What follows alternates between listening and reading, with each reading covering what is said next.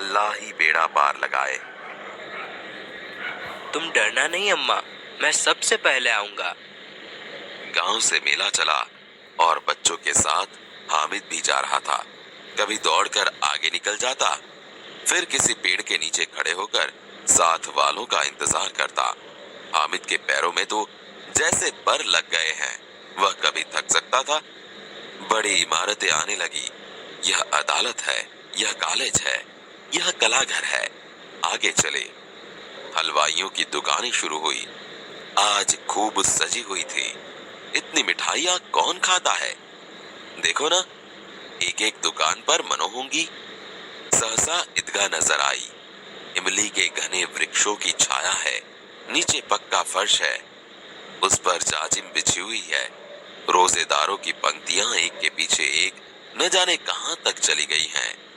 यहाँ कोई धन और पद नहीं देखता। इन ग्रामीणों ने भी वजू किया और पिछली पंक्ति में खड़े हो गए। कितना सुंदर संचालन है, कितनी सुंदर व्यवस्था। हजारों सिर एक साथ सिजदे में झुके जाते हैं, फिर सब एक साथ खड़े हो जाते हैं, मानो भ्रातृत्व का एक सूत्र समस्त आत्माओं को एक कड़ी में पिरोए हुए हैं। नमाज खत्म हो गई। लोग आपस में गले मिल रहे हैं। अब मिठाइयां और खिलौनों की दुकानों पर धावा होता है। ग्रामीणों का यह दल इस विषय में बालकों से कम उत्साही नहीं है। यह देखो, हिंडोला है, 1 पैसा देकर चढ़ जाओ। कभी आसमान पर जाते हुए मालूम होता है, कभी जमीन पर गिरते हुए। यह चरखी है। लकड़ी के हाथी, घोड़े और ऊंट छड़ों से लटके हुए हैं। 1 पैसा देकर बैठ जाओ और 25 चक्करों का मजा लो। महमूद, मोहसिन, नूरे और सम्मी इन घोड़ों पर बैठते हैं। हामिद दूर खड़ा है। 3 पैसे तो उसके पास है। अपने कोष का 1/3 जरा सा चक्कर खाने के लिए नहीं दे सकता। सब चरखियों से उतरते हैं। खिलौने लेंगे। इधर दुकानों की कतार लगी हुई है। तरह तरह के खिलौने हैं। सिपाही और गुजरिया, राजा और वकील, बिश्ती और धोबिन। वाह, लगता है अब बोलना ही चाहते हैं। महमूद सिपाही लेता है, खाकी वर्दी और लाल पगड़ी वाला, कंधे पर बंदूक रखे हुए। मालूम होता है अभी कवायद किए चला आ रहा है। मोहसिन को भिश्ती पसंद आया। कमर झुकी हुई, ऊपर मशक रखे हुए हैं। मशक का मुंह एक हाथ से पकड़े हुए है। कितना प्रसन्न है, शायद कोई गीत गा रहा है। बस मशक से पानी उड़ेलना ही चाहता है। नूरे को वकील से प्रेम है। काला चौगा, नीचे सफेद अचकन, अचकन के सामने की जेब में घड़ी, सुनहरी जंजीर, एक हाथ में कानून का पोथा लिए हुए। मालूम होता है अभी किसी अदालत से जिरह या बहस के लिए चले आ रहे हैं। ये सब 2-2 पैसों के खिलौने हैं। हामिद के पास कुल 3 पैसे हैं। इतने महंगे खिलौने कैसे ले? खिलौना कहीं हाथ से छूट पड़े तो चूर चूर हो जाए, जरा पानी पड़े तो सारा रंग धुल जाए। ऐसे खिलौने किस काम के? उन्हें लेकर वह क्या करेगा? खिलौनों के बाद मिठाइयां आती है। किसी ने रेवड़ियां ली है, किसी ने गुलाब जामुन, किसी ने सोहन हलवा। मजे से खा रहे हैं। हामिद बिरादरी से पृथक है। अभागे के पास 3 पैसे हैं, क्यों नहीं कुछ लेकर खाता? ललचाई आंखों से समेटी हुई के बाद कुछ दुकानें लोहे की चीजों की हैं, कुछ गिलट और कुछ नकली गहनों की। लड़कों के लिए यहाँ कोई आकर्षण नहीं है। वे सब आगे बढ़ जाते हैं। हामिद लोहे की दुकान पर रुक जाता है। कई चिमटे रखे हुए हैं। दादी के पास चिमटा नहीं है। तवे से रोटियां उतारती है तो हाथ जल जाते हैं। अगर वह चिमटा ले जाकर दादी को दे तो कितनी प्रसन्न होगी। फिर उनकी उंगलियां कभी न जलेगी। घर में एक काम की चीज हो जाएगी। खिलौने से क्या फायदा? व्यर्थ में पैसे खराब होते हैं। जरा देर ही तो खुशी होती है, फिर तो खिलौनों की और कोई आंख उठाकर नहीं देखता। या फिर घर पहुंचते पहुंचते टूट फूट कर बर्बाद हो जाएंगे। चिमटा कितने काम की चीज है। रोटियां तवे से उतार लो, चूल्हे में सेक लो, कोई आग मांगने आए तो चटपट चूल्हे से आग निकाल कर उसे दे दो। अम्मा बेचारी को कहाँ फुर्सत है कि बाजार जाए, और इतने पैसे ही कहाँ मिलते हैं, रोज हाथ जला लेती है। हामिद के साथी आगे बढ़ गए हैं। सबील पर सब शरबत पी रहे हैं। देखो सब कितने लालची है। इतनी मिठाइयाँ ली, मुझे किसी ने एक भी न दी। उस पर कहते हैं मेरे साथ चलो, मेरा यह काम करो, मेरा वह काम करो। अब अगर किसी ने कोई काम करने को कहा तो पूछूंगा, खाए मिठाइयाँ, आपका मुंह सड़ेगा, फोड़े फुसियाँ निकलेगी, आप ही जबान चटोरी हो जाएगी। तब घर से पैसा चुराएंगे और मार खाएंगे। अम्मा चिमटा देखकर मेरे हाथ से लेगी और कहेंगी, मेरा बच्चा अम्मा के लिए चिमटा लाया है, कितना अच्छा लड़का है।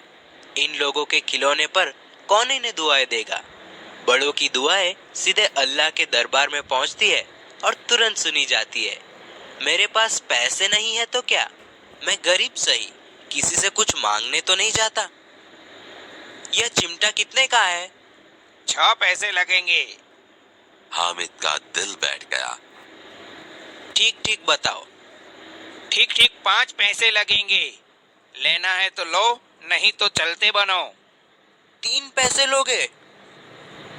हामिद आगे बढ़ गया ताकि दुकानदार की घुड़कियां न सुने, लेकिन दुकानदार ने घुड़कियां नहीं दी, बुलाकर चिमटा दे दिया। हामिद ने उसे इस तरह कंधे पर रखा मानो बंदूक है। फिर शान से अकड़ता हुआ संगियों के पास गया। यह चिमटा क्यों लाया बुद्धू? इसका क्या करेगा? जरा अपना बिस्ती तो जमीन पर गिराओ, सारी पसलियां चूर चूर हो जाए बच्चों की। तो यह चिमटा कोई खिलौना है? खिलौना क्यों नहीं है, अभी कंधे पर रखा बंदूक हो गई, हाथ में ले लिया फकीरों का चिमटा हो गया। चाहूं तो इससे मंजीरे का काम ले सकता हूँ।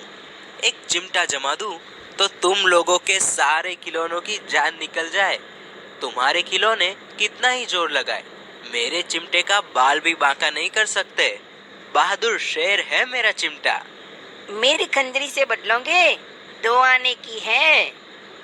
मेरा चिमटा चाहे तो तुम्हारी खंजरी का पेट फाड़ डाले, बस एक चमड़े की झिल्ली लगा दे, डब डब बोलने लगी, जरा सा पानी लग जाए तो खत्म हो जाए। मेरा बहादुर चिमटा आग में, पानी में, आंधी में, तूफान में बराबर डटा रहेगा। चिमटे ने सभी को मोहित कर लिया, लेकिन अब पैसे किसके पास धरे हैं। फिर मेले से बहुत दूर निकल आए हैं। धूप तेज हो रही है, घर पहुंचने की जल्दी है। बड़ों से जिद करे तो भी चिमटा नहीं मिल सकता। हामिद है बड़ा चालाक, इसलिए उसने अपने पैसे बचा रखे थे। औरों ने 3-3, 4-4 आने पैसे खर्च किए, पर कोई काम की चीज न ले सके। हामिद ने 3 पैसों में रंग जमा लिया। सच ही तो है, खिलौनों का क्या भरोसा, टूट फूट जाएंगे। हामिद का चिमटा बना रहेगा बरसों। जरा अपना चिमटा दो, हम भी देखें। तुम हमारा बिस्ती लेकर देखो। महमूद और नूरे ने भी अपने अपने खिलौने पेश किए। हामिद को इन शर्तों को मानने में कोई आपत्ति न थी। चिमटा बारी बारी से सबके हाथ में गया और उनके खिलौने बारी बारी से हामिद के हाथ में आए। कितने खूबसूरत खिलौने थे। रास्ते में महमूद को भूख लगी। उसके बाप ने केले खाने को दिए। महमूद ने केवल हामिद को अपना साथी बनाया। उसके अन्य मित्र मुंह ताकते रह गए। यह उस चिमटे का प्रभाव था। 11 बजे सारे गांव में हलचल मच गई। मेले वाले लौट आए। मोहसिन की छोटी बहन ने दौड़कर भिश्ती उसके हाथ से छीन लिया और मारे खुशी के उछली तो मियाँ भिश्ती नीचे आ रहे और सुरलोक सिधारे। मियाँ नूरे के वकील का अंत इससे भी ज्यादा गौरवमय हुआ। वकील जमीन पर या ताक पर बैठ नहीं सकते, उनकी मर्यादा का विचार तो करना ही होगा। दीवार में 2 खूंटियां गाड़ी गई, उन पर लकड़ी का एक पटरा रखा गया। पटरे पर कागज का एक कालीन बिछाया गया। वकील साहब राजा भोज की भांति सिंहासन पर विराजे। नूरे ने उन्हें पंखा झलना शुरू किया। अदालतों में खस की टट्टियां और बिजली के पंखे होते हैं, क्या यहाँ मामूली पंखा भी न हो? बांस का पंखा आया और नूरे हवा करने लगा। मालूम नहीं पंखे की हवा से या पंखे की चोट से वकील साहब स्वर्ग लोक से मृत्यु लोक में आ रहे और उनका माटी का चोला माटी में मिल गया। फिर बड़े जोर शोर से मातम हुआ और वकील साहब की अस्थियां धूरे पर डाल दी गई। अब मियां हामिद का हाल सुनिए। अमीना उसकी आवाज सुनते ही दौड़ी और उसको गोद में उठाकर प्यार करने लगी। सहसा उसके हाथ में चिमटा देखकर वह चौंकी।